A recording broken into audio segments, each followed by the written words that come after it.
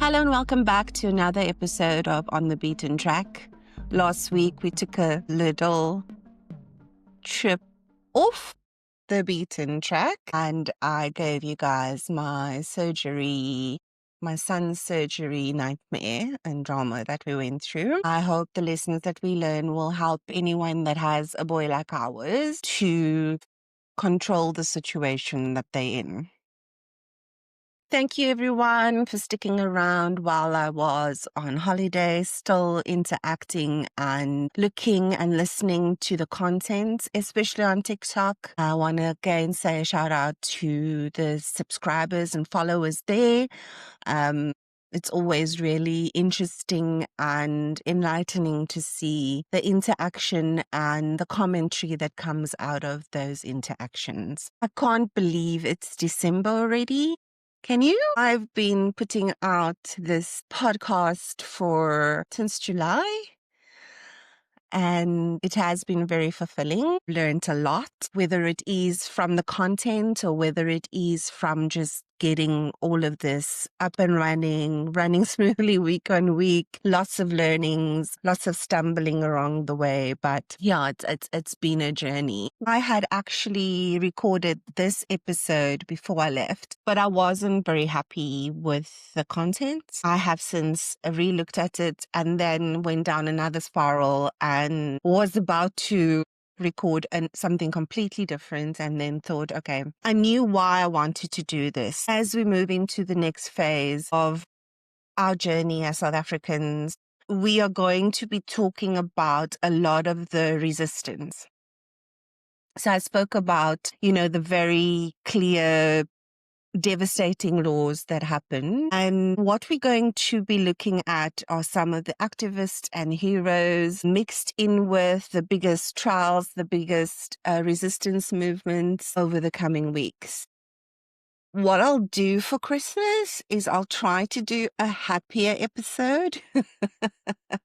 You all know how my happy episodes go, but we're going to continue and just go full steam ahead for the next 2 months on these topics. They were such pivotal moments in history. And at some stage, I'll look at what was happening outside of South Africa to kind of bring about the change that we eventually saw in the 90s. So today I wanted to pause, and before I got into specific people that I wanted to talk about and focus into, I wanted to take a moment and just give certain people their flowers, not forget about them. And I don't know, maybe later I will do a deeper dive, but for now I'm just going to put these guys as some people to remember, maybe do your own research on, and not forget that there were always people fighting for us. And it's just really important for us not to forget them and the impact that fight had on that eventual turn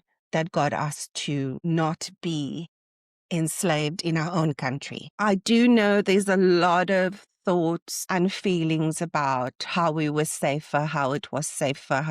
And I think I've spoken about this before, and that we can get into at some later stage about the current state of South Africa and where we are. But for now, we're really just doing a look back, and history is so important for us to not slide back into those behaviors and to recognize things that we've seen in the past. I've been doing this for 6 months. This will be our 22nd episode. I'm so proud of the work that I've put out, and I'm so happy that you guys are still along for this journey. So let's keep it going. Now we'll take a look back at some of those important figures that kept the fight going and resistance going.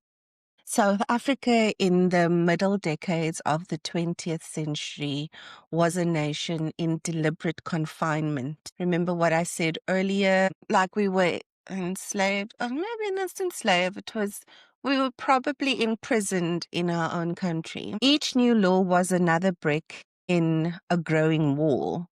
The Population Registration Act, the Group Areas Act, the Suppression of Communism Act, together sealing a people into silence.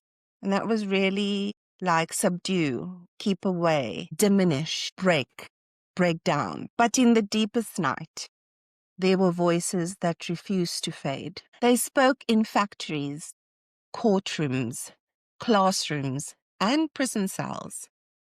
They were the voices of those who understood that resistance was not only an act of defiance, but of faith in humanity itself. These are the stories of the women and men who, in different corners of the country and through different callings, carried the torch of freedom long before dawn broke. John Gomas was born in 1901 in Cape Town, a city divided not only by class, but by law. He began as a dock worker moving through a rough world of industrial labor where wages were low and dignity even lower. When the Industrial Conciliation Act of 1924 banned African and colored workers from joining registered trade union, Gomas saw through the language of bureaucracy. It was not about labor. It was about control. He responded by helping to organize non-European workers into their own unions, including the Cape Town and District Trade Council, which became a vital platform for multiracial solidarity in an era when such cooperation was illegal. By the late 1930s, Gomas was leading the voice in the non-European unity movement, one of the first organizations to demand full equality and non-racial citizenship long before the African National Congress adopted similar principles. His speeches connected economic injustice to political repression. The fight for bread, he said, is the fight for freedom. During the 1940s and early 1950s, he served in the African People's Democratic Union of South Africa, continuing his efforts despite frequent bans and surveillance under the Suppression of Communism Act. His influence rippled through generations of activists, embedding in them the conviction that no political freedom could stand without social. Eddie Daniels was born in 1928 in District 6, a community rich with culture but marked by inequality. A teacher by profession, Daniels joined the Liberal Party of South Africa in the 1950s, believing in non-racial democracy that seemed impossible under apartheid's tightening grip. By the early 1960s, he had aligned himself with the African Resistance Movement, a small multiracial organization that carried out acts of sabotage against government infrastructure, hoping to awaken the conscience of the world. Arrested in 1964 and convicted under the Sabotage Act, Daniels was sentenced to 15 years on Robben Island. There he shared cells and stories with Nelson Mandela, Walter Sisulu, and Governor Mbeki, learning as he later wrote, that they took my freedom but gave me a nation of brothers. Daniel used his time in prison to educate himself and others, completing multiple degrees through correspondence. He also served as an informal teacher to the younger inmates, keeping alive the belief that knowledge was a form of liberation.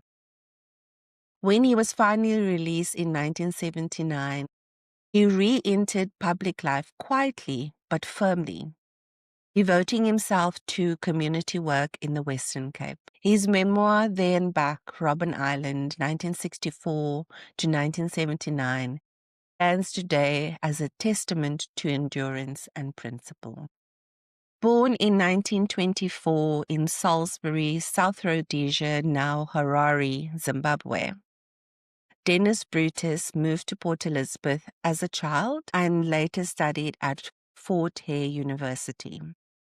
a teacher by training and poet by calling, Brutus, he wielded his words like instruments of rebellion. He founded the South African Sports Association and later the South African Non-Racial Olympic Committee, challenging the apartheid state's racially segregated sports team. His activism led to South Africa's eventual expulsion from the Olympic Games, a massive symbolic victory that exposed apartheid's injustices to the world. In 1963, he was arrested and, during an attempted escape, shot by police in Johannesburg. He was imprisoned on Robben Island, where he continued to write secretly, scribbling verses on scraps of paper, committing lines to memory until he could safely record them. After his release, Brutus went into exile, first in Britain and later in the United States, where he became a leading voice in the international anti-apartheid movement. His poetry collections such as Sirens, Knuckles, Boots, and Letters to Martha remain essential chronicles of defiance and beauty amid brutality. Somehow we survive, he wrote, and tenderness defeats pain. Okay, so the hair is looking different. It's end of term. I left, had to go have lunch with my daughter and my husband. And through my editing, I wanted to make some more changes. So I'm going to do the last three heroes and activists I really wanted to talk about. And these three are a contingent from Port Elizabeth. So stick with me. Okay, so we have Frank Alexander Landman, who was born on the 25th of August in 1980 in Port Elizabeth. He was the youngest of three sons. As a boy, he helped his mother by delivering bundles of clean washing to her clients, and those were his earliest lessons in labor, humility, and responsibility. He began school late, only when he was 9. But his hard work and perseverance paid off, and he won a scholarship to Patterson High School. In 1940, he began teacher training at the Dower Memorial College. He began his teaching career in small mission primary schools, and then later teaching at the Hendrik Kaiser School in Port Elizabeth. In the 1950s, after obtaining a degree from UNISA, he began teaching an Anchorat, is that the way you say it? Hopefully. At the end high school, where he eventually became the deputy principal until September 1963. But Frank was never just a teacher. He carried in him a deep belief that education must not be separated from the fight for equality, justice, and human dignity. As soon as he qualified to teach, he joined the Teachers League of South Africa. And that was really his first step into political activism. His activism extended beyond the classroom and into his community. He was involved in local groups such as the Ratepayers Association in Causton and worked to organize in New Brighton Central, PE, Shorterville, Causton, and more. He stood with workers sharing platforms at trade union meetings, supporting strikes, boycotts, and mass action. His political and community activity did not go unnoticed by the authorities, and in 1961, while teaching poetry to students, he was visited by the security police. That same evening, he was served with a banning order. Though the order technically allowed him to continue teaching and addressing school assemblies, it forbid him from joining gatherings of 3 or more people outside of school or socializing with friends and family. But he wouldn't be silenced. He began writing under a pet name Libertas, contributing to the Evening Post, keeping alive the voice of dissent when his own was suppressed. In 1963, facing increasing pressure, forced removals due to the Group Areas Act and the takeover of coloured education by the state, Frank resigned his post, securing his pension, but closing that chapter of his life as a teacher under apartheid. In 1964, pressure got so much that the authorities refusing to let him to teach, and with a clear warning from the state security, he and his family obtained an exit permit. So do you know what an exit permit is? Because when I came across that word, I want to understand it and just unpack it a bit with you. For people of color, an exit permit was essentially a one-way ticket out of South Africa. The apartheid government treated Black, colored, and Indian activists as undesirable and was happy to push them out, but once they left, they were effectively exiled. Most were told explicitly and implicitly, if you leave, you cannot return, your passport won't be renewed, you will lose all rights to your residency. For many, this meant permanent separation from family, friends, community, culture, and homeland. We saw that when people were dragged from their homes. Now they're going, well, for those few resistors, let's get them out of the country and make sure that they can never come back. But now you have a second separation from your culture, from your people, from your land, and that must have been devastating. They used these exit permits to strip political descendants of citizenship rights. For people of color, you risk losing your South African citizenship. You lose your identity. You could lose your identity documents. You would be marked as departed permanently, and returning without permission became a criminal offense because everything that non-white people did was, obviously. And this was really a powerful way to silence activists. They often use this for activists, teachers, union gatherers, writers, journalists, and community leaders. So anybody gathering people together, teaching them, making them politically aware, they were trying to get rid of them, So it's the keep them dumb, keep them broken, keep them down strategy. Yeah, it was just really a convenient way to remove politically vocal people without having to arrest them publicly, and then that turning the world sentiment against you and your government. I don't know how anybody was pro this. So like I said, this is a second separation, homesick, alienated, dislocated. All of those feelings we spoke about in the Group Areas Act just gets compounded because now you're not even in the land. But it did mean that when you were in exile, you could rebuild resistance movements and forming a global anti-apartheid network. So even though they exported those voices, what those voices then did was rally people for the people of the country. So February 1964, the Landman sailed from Cape Town and landed in London about 10 days. Wow, was a boat trip like that in 1964. Interesting.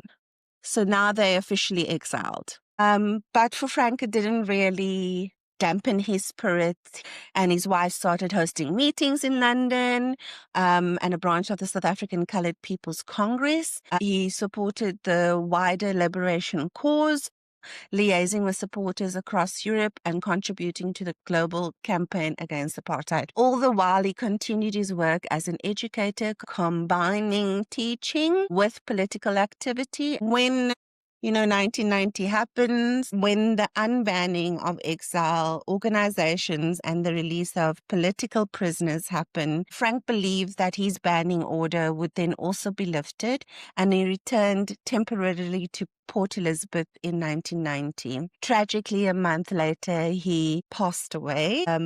But he died in his hometown. He never lived to see the final fall of apartheid, but his life work and his sacrifices helped lay the groundwork for the future. So Frank's life reminds us that justice demands sacrifice, it demands persistence. It demands a willingness to stand not in the easy spaces, but where hearts break and truths are inconvenient. He traded comfort for conviction.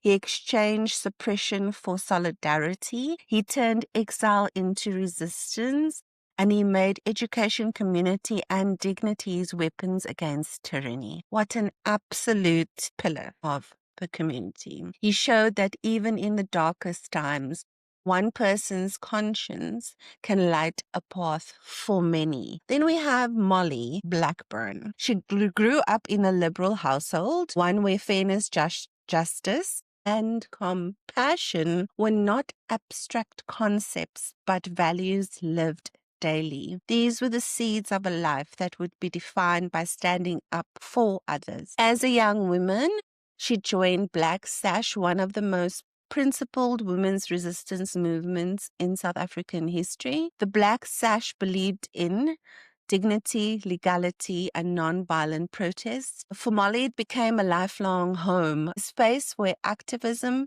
and humanity intertwined. But the impact would soon stretch far beyond vigils and advice officers. By 1981, Lee took her fight into formal politics. She won a seat on the Provincial Council for the Progressive Federal Party, the warmer constituency. But something troubled her. The party, though anti-apartheid, often focused on issues affecting the white minority, the injustice beyond those boundaries, like in townships, in rural villages, communities ravaged by police violence, demanded her attention. So she widened her battlefield. When the Black Sash advice office opened in Port Elizabeth in 1982, she was there on day one, listened, documented, supported, amplified the voice of those who apartheid tried to silence. Her work soon placed her alongside rural activists, fighting against forced removals, police brutality, and state violence. She helped form the Cradock's Residents Association, which became a powerful force for justice in the Eastern Cape's rural towns. She was not only an activist, she was an investigator, a watchdog, a thorn in the side of oppression. In the wake of the 1985 Langa massacre, she went further. With the backing of her PFP colleagues in Parliament, she pressured the apartheid government into launching an inquiry. Oh my God, imagine. This was Molly's way. Head first, heart full, never afraid. And for that, the regime labeled her troublemaker. She was harassed, she was arrested, she received death threats, but Molly never stepped back. She kept walking into danger because others didn't have the choice. Then, tragically, on December 1985, while driving back to Port Elizabeth from Oudtshoorn with fellow activist Brian Bishop, tragedy struck and they were in a car crash which killed them instantly. It was very suspicious. It was seen as suspicious by some people. And when the news broke, the shocks rippled through the Eastern Cape and the whole of the country. At her funeral, 20,000 people gathered, 20,000 lives. She, touched by her courage, her humanity, and a relentless pursuit of justice. Molly Blackburn remains a symbol of what one courageous person can do when they refuse to look away. Raymond Patrick Uren, actually somebody that a lot of people in my family knew. So I'll be referring to him as Mr. Uren because I don't think I've heard anybody talk about him as anything but that. So he was born in 1937 in Port Elizabeth. He attended South End High School. Driven by a deep love of learning, he traveled to the University College of Fort Hare. There he completed a BA degree in 1960, followed by a university education diploma in 1961. He was already preparing for a life in the classroom, a place where he believed transformation truly begins. So when he graduated, he returned to his old school, South End High, this time as a young teacher. He taught Latin and not just taught it, but excelled at teaching it. That in fact, one of his matric classes performed so well that it drew national attention, and the education department wanted to investigate how a school from a marginalized community could outperform so many schools from the privileged community. At some stage, somebody stepped in and they stopped the inquiry. His reputation was growing. He was a man of discipline, excellence, unshakable belief in the potential of his students. In 1974, he moved to Bethelsdorp High School as deputy principal, which is where a lot of my family would have interacted with him. 2 years later, he became the principal, a position he would hold until his retirement in 1993. It's a long time. When he arrived, the school was chaotic, unstable, and struggling. When he left, it was one of the leading institutions in the region.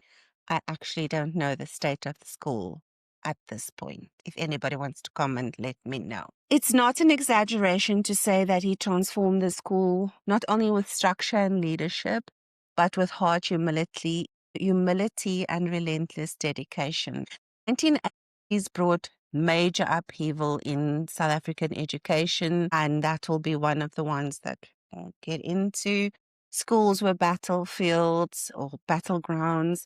Teachers were stressed, under-resourced, and politically isolated.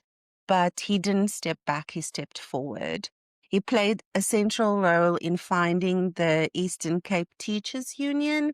He never believed society could be neatly separated into education, politics, and sports. To him, these were intertwined, each one a space where justice could be defended, where dignity could be restored. His work in sport is also quite massive. As the chairman of the Eastern Province Senior School Sports Union, he was set to represent the organization within the Eastern Province Cricket Association. He did later become the vice president of the South African Cricket Board. In the late 1970s, he aligned himself with the South African Council on Sport, champions of the slogan, "No normal sport in an abnormal society." With all of these people, their activism came at a price.